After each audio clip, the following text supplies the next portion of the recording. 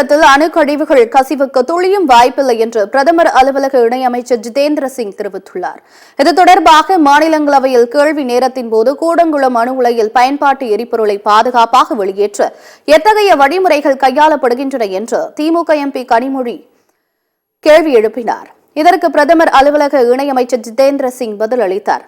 அணு உலை கழிவுகள் மறுபயன்பாட்டுக்கு பாதுகாப்பாக அதே இடத்தில் சில மாதங்களுக்கு சேமிக்கப்படுகிறது என்றும் இது வழக்கமான நடைமுறைதான் எனவும் தெரிவித்தார்.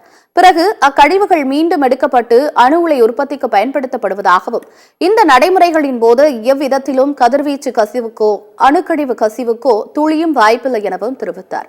ஒவ்வொரு அணு உலையிலும் இந்த நடைமுறை உள்ளது என்று ஜிதேந்திர சிங் விளக்கம் அளித்தார்.